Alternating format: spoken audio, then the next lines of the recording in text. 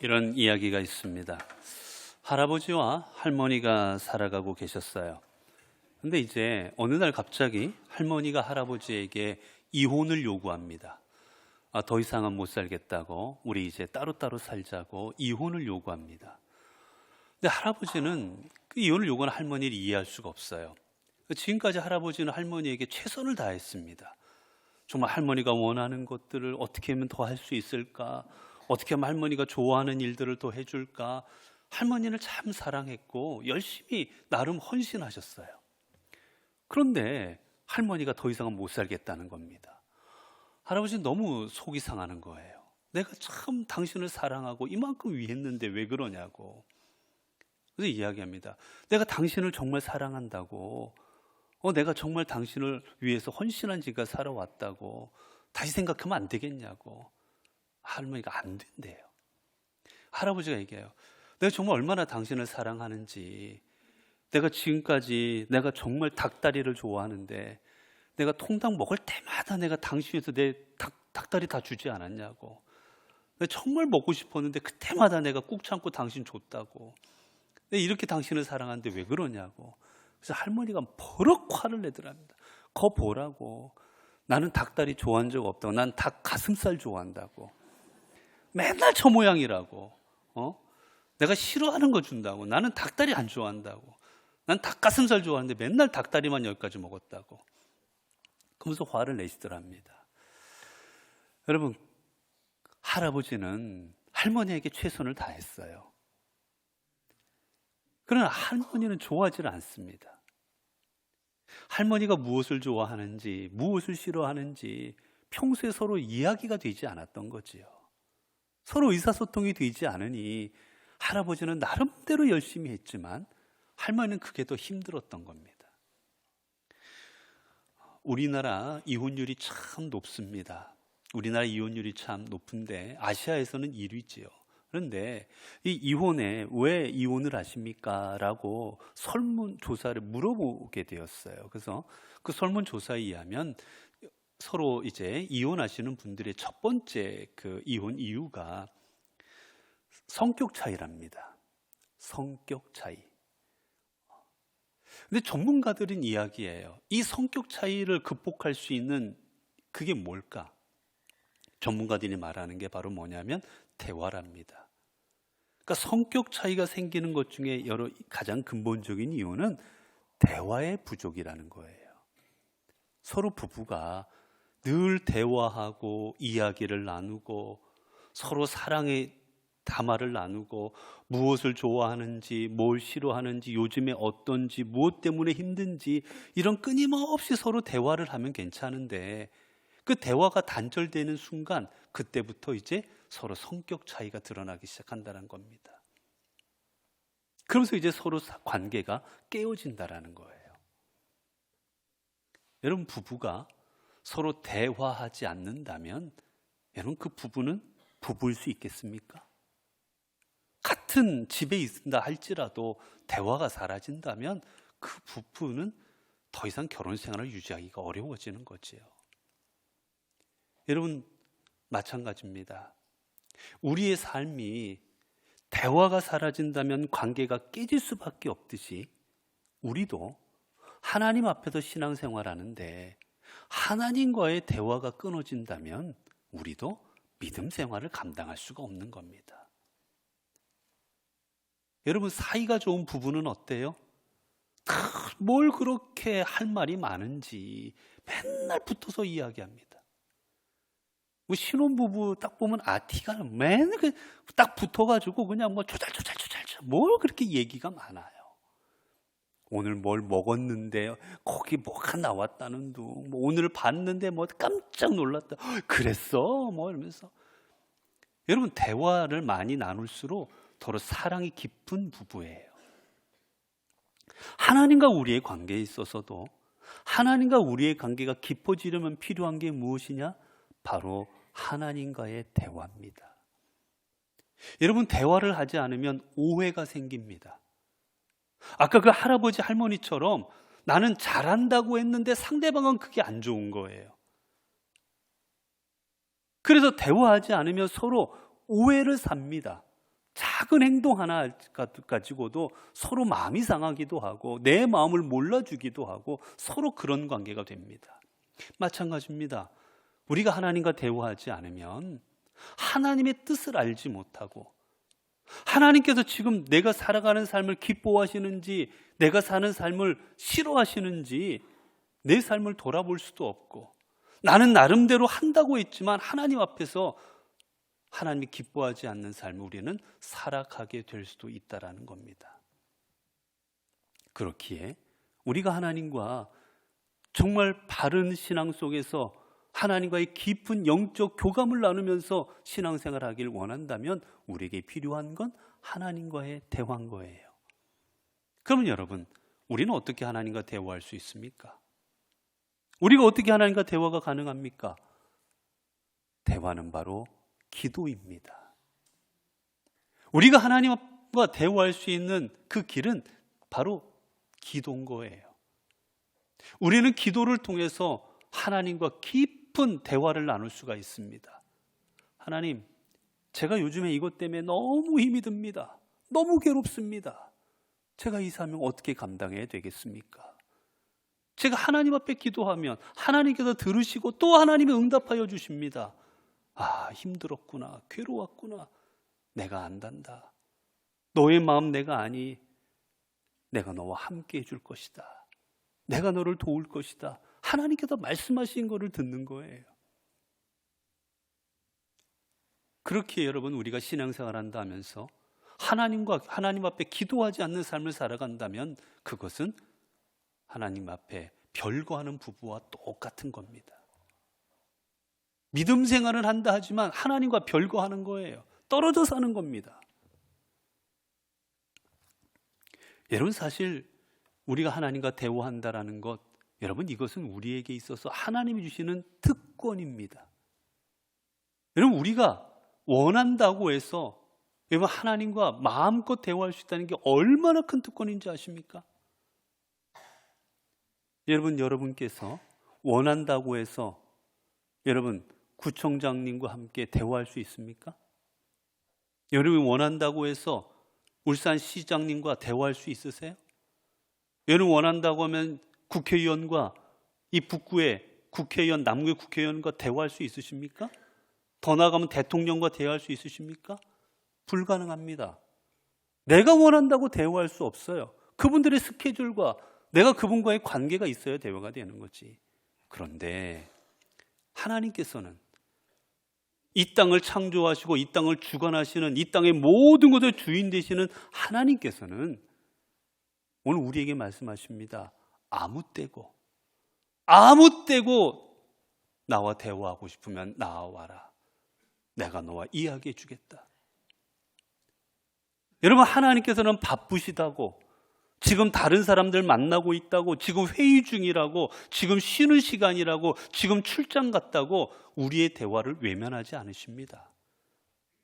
우리가 언제가 되었든 얼마가 되었든지 간에 하나님 앞에 나와서 기도로 하나님 앞에 주님을 만나기 원하는 성도들을 주님은 다 하나님께서는 만나주시는 거예요. 얼마나 큰 영광입니까, 여러분? 얼마나 큰 특권입니까? 그런데 우리는 이 특권을 사용하지를 못하는 거예요. 여러분, 그래서 주님께서는 데살로니가 전서를 통해 우리에게 이렇게 말씀하십니다. 항상 기뻐하라. 쉬지 말고 기도하라.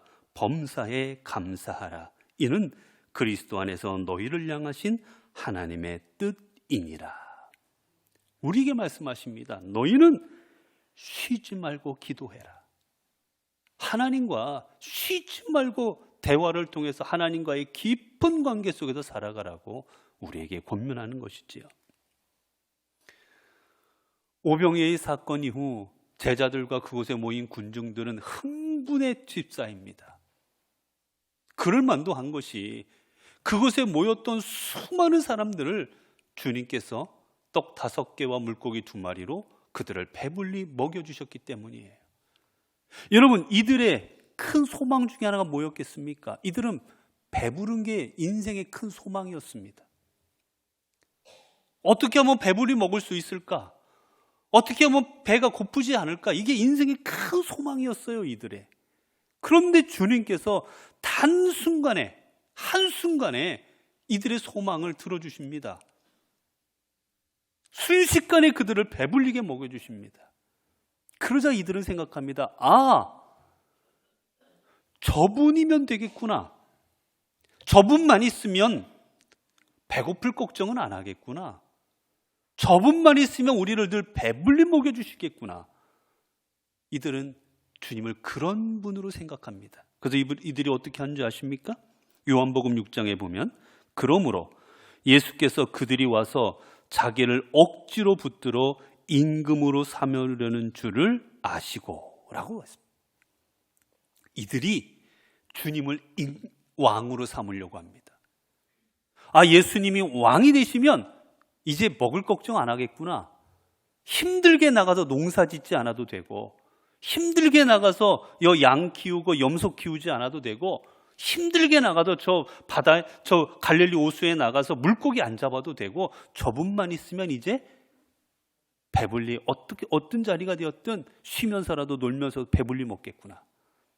주님을 왕으로 삼으려고 합니다. 이때 이제 주님께서는 어떻게 하실까? 가만히 있으면, 나서지 않고 가만히 있으면 이제 왕이 될 수도 있는 상황입니다. 이 상황에 주님께서 어떻게 하셨는가? 오늘 본문은 이렇게 말하지요. 오늘 본문에 보게 되면 바로 46절입니다.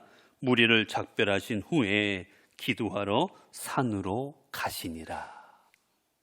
많은 사람들이 예수님 임금이 우리의 왕이 되십시오라고 그렇게 예수님을 칭송할 때 주님께서는 그들을 다 보내십니다. 집에 다 보냈어요. 그리고는 어떻게 하시느냐? 혼자 산으로 가십니다. 사람들이 없는 산으로 가십니다. 왜 산으로 가셨습니까? 본문은 말하지요. 기도하러 산으로 가신다. 주님은 기도하러 산으로 가십니다.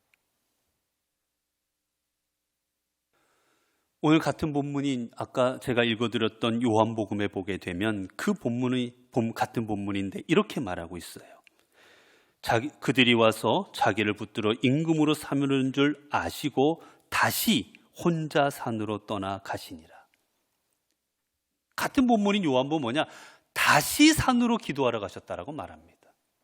즉 주님께서 산으로 기도하러 가신 게 이번 한 번이 아닌 겁니다. 이전에도 그렇게 하셨던 거예요. 그래서 다시 또 기도하러 산으로 올라가셨다라고 기록합니다. 그리고 우리가 아는 것처럼 주님께서 십자가를 지시기 전에 겟세마네 동산에 기도하러 가시는데 그 감람산으로 가실 때 그때 성경은 말합니다. 습관이라고 말합니다. 주님께서 기도하시는데 습관처럼 가셨다라고 해요. 여러분 습관이란 게 뭡니까? 한 번, 두 번 한 게 아니라 여러 번 계속해서 수십 번, 수백 번 반복함으로 인해서 몸이 그렇게 따라가는 겁니다. 하려고 하는 게 아니라 몸이 그렇게 따라가는 거예요. 그거를 습관이라고 합니다. 주님께서 기도하시는 건 여러분 한 번, 두 번 어쩌다 하시는 것이 아니라 삶 속에서 얼마나 기도하셨든지 그저 습관처럼 오늘 기도하러 가야지 라고 기도하러 산으로 가시고 늘 그렇게 기도하는 삶을 살아가셨던 겁니다. 기도는 주님의 삶이셨던 거예요. 주님 왜 이렇게 기도하셨겠습니까? 여러분 기도하지 않고는 주님께서 감당하셔야 될 사명을 감당하실 수 없기 때문이었습니다. 기도하심으로써만 당신이 감당해야 될 그 사명을 온전히 감당할 수 있기에 닥치는 시련과 유혹과 여러 가지 고난과 역경을 기도를 통해서만 이겨내실 수 있기에 그분은 기도하셨던 거예요. 주님께서 했던 기도, 과연 기도가 무엇일까? 여러분 기도라는 이 말에는 어떤 뜻이 담겨져 있느냐? 기도는요, 첫 번째 향하다라는 뜻이 담겨져 있는 단어입니다. 여러분 기도는 뭘 향하는 거예요. 여러분, 기도는 누구를 향하는 거겠습니까? 기도는 하나님을 향하는 겁니다. 여러분, 우리는 어떤 일이 벌어지게 되면, 여러분, 우리는 그 일 벌어지면 어떻게 합니까? 그 일을 쳐다봅니다. 이 일이 얼마나 힘든지, 이 일이 얼마나 괴로운지, 이 일이 얼마나 나에게 되는지 이 일을 쳐다보고 그 일을 통해 자기 자신을 쳐다봅니다. 이 일 때문에 내가 얼마나 괴롭고, 이 일 때문에 내가 얼마나 힘들고 슬프고 어려운지. 사람들은 어려운 일을 당하면 온통 나를 쳐다봅니다. 괴로운 나, 힘든 나, 어려운 나. 그런데 여러분, 기도는 뭔지 아십니까? 기도는 나를 보는 게 아니라 하나님을 보는 거예요. 그리고 하나님을 바라볼 때 하나님을 통해서 그 일을 보게 하십니다. 내 관점이 일의 관점이 가는 게 아니라 하나님의 관점이 가요. 일의 관점이 가면 어떻습니까? 괴롭고 힘들고 어려운 것만 느껴집니다. 왜 나에게 이런 일이 닥칠까? 왜 나만 이걸 감당해야 되나? 온통 원망과 불평뿐입니다. 그런데 하나님을 바라보게 되면 관점이 바뀝니다. 여러분, 왜 예수 그리스도가 십자가의 삶을 감당해야 됩니까? 왜 예수님이 못 박혀야 됩니까? 그것만 생각하면 원망스럽습니다. 불평이 나옵니다. 왜 내가 죽어야 되냐고, 왜 내가 이 사명 감당해야 되냐고, 다르게 하면 되시지 않겠냐고. 그런데 기도를 통해 하나님을 보게 되면 관점이 바뀌는 거예요. 이 땅을 사랑하시는 그 하나님의 사랑, 이 땅에 수없이 많은 백성들, 무엇이 죄인지 무엇이 옳은지도 모르고 지금도 죽어가면서 저 지옥으로 향하고 있는 수많은 사람들, 그들을 향한 하나님의 안타까운 마음, 그리고 그들을 구원하려면 하나님께서 계획하신 것은 속죄의 양이 필요한 것, 그것을 깨닫게 될 때 예수 그리스도는 자신을 속죄의 양으로 십자가에 자기 자신을 내어 놓을 수가 있게 되시는 겁니다.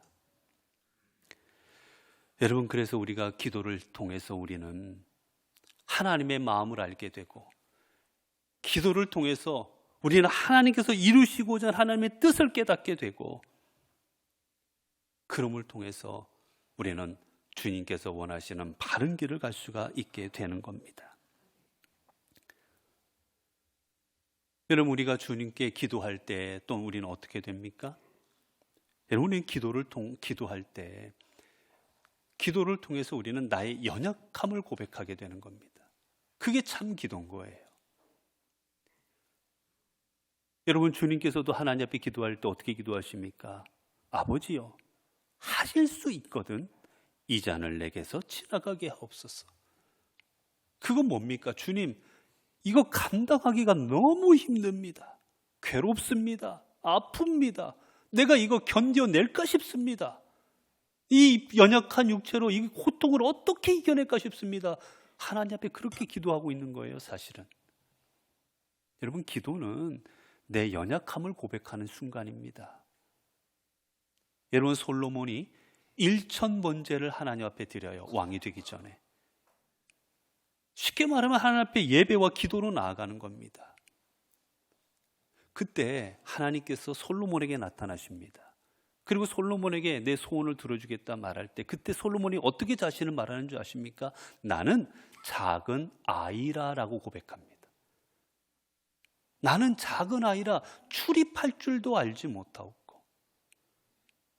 여러분, 솔로몬 나이가 몇 살이었는지 아십니까? 이때가 대략 20살 전후입니다.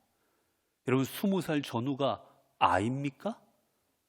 출입할 줄도 모르고 어디가 문인지 어디로 가야 될지도 모르는 그런 아이 같은 게 20살입니까? 알 것 다 아는 나이가 20살인 거예요. 가장 혈기왕성할 때가 20살입니다. 그런데 솔로몬은 저는 아무것도 모르는 작은 아이입니다. 작다라는 얘기는 미약하다, 부족하다 이런 뜻이에요. 저는 하나님 앞에 부족한 사람입니다. 그렇게 고백할 때 하나님께서 그를 기쁘게 여겨주시고 그에게 지혜와 그리고 부귀 영화까지도 다 허락하여 주셨던 겁니다. 여러분, 사도 바울이 하나님 앞에 어떻게 고백합니까? 그는 온갖 지식을 그 누구보다도 많이 쌓았던, 그리고 누구보다도 바리새파로서 신앙생활도 지금까지 잘 감당했던 사람입니다. 그런데 그는 하나님 앞에 어떻게 고백합니까? 나는 만삭되어 나지 못한 자라. 만삭되어지 못했다는 얘기는 어머니 뱃속에서 달수를 채우지 못한 부족한 사람이라는 거예요. 여러분, 지금도 어머니 뱃속에서 달수를 못 채우면 어떡합니까? 인큐베이터에 넣어서 달수를 채워줍니다. 왜? 그래야만 애가 다 온통 기관들이 제대로 만들어지기 때문이에요. 그런데 그냥 나왔다? 부족한 거지요. 어딘가 부족하게 되는 겁니다. 하나님, 저는 하나님 앞에 부족한 사람입니다. 미약한 사람입니다. 게다가 저는 죄인 중에 괴수입니다. 자기 자신을 그렇게 하나님 앞에 고백합니다. 그때 하나님께서 그를 하나님의 위대한 사람으로 삼아주시는 거예요.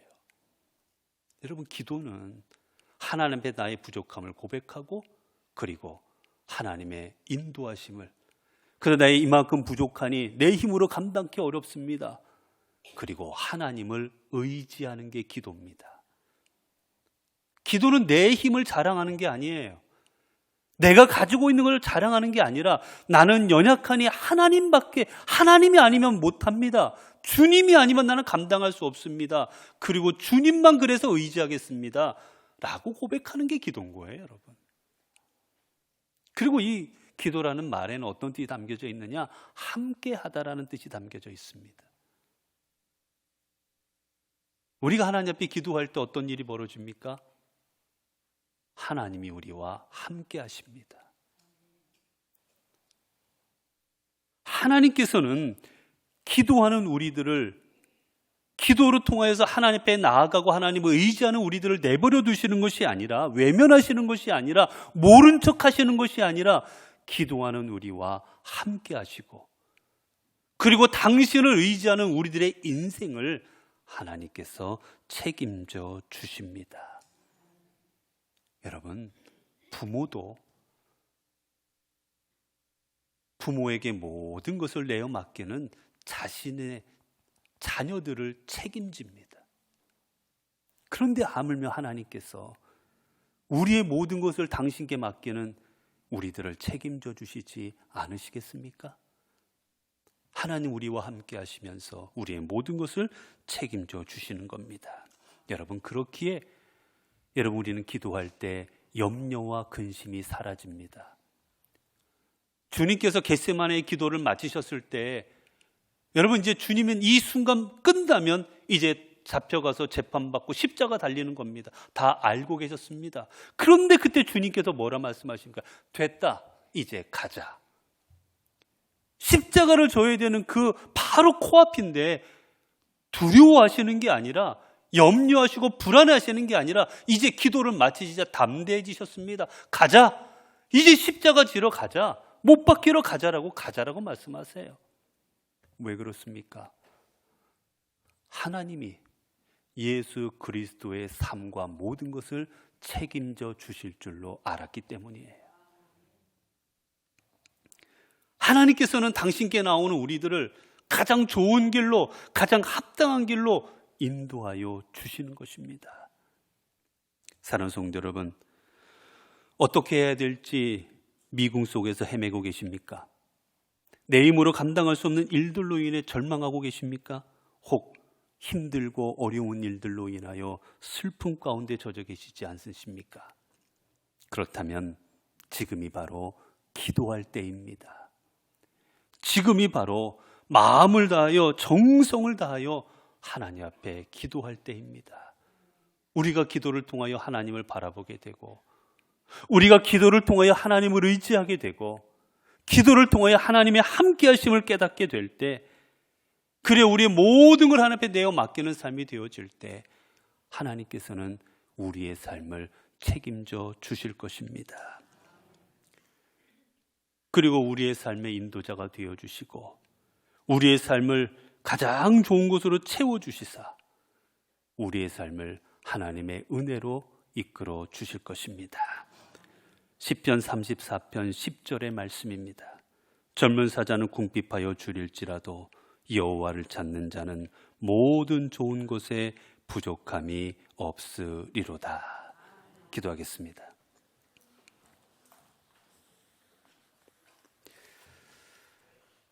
은혜로우신 하나님, 우리는 주님을 믿는다 했지만 믿음 없는 자처럼 살아갈 때가 너무나도 많았습니다. 어렵고 힘들면 좌절하고 하나님 원망하고 내 뜻대로 되지 않으면 불평하고 하나님을 떠나는 삶을 살아갈 때가 많았습니다. 이제 온전한 주님의 사람으로 성도로 살아가기를 원합니다. 주님이 오병이어 사건 후 기도하셨던 것처럼 그 기도를 통하여 당신이 가야 될 길을 깨닫고 그 길을 담대히 나아가셨던 것처럼 우리도 하나님 앞에 기도하는 성도들이 되게 하여 주옵소서. 기도를 통해 하나님을 바라보게 하시고 기도를 통해 하나님을 의지하게 하여 주시고 기도를 통해 하나님과 동행하는 삶을 살아갈 때 우리의 삶에 가장 좋은 것으로 허락하시는 하나님의 은혜를 늘 경험하며 살아가게 하옵소서. 우리 주 예수 그리스도 이름으로 기도드리옵나이다. 아멘.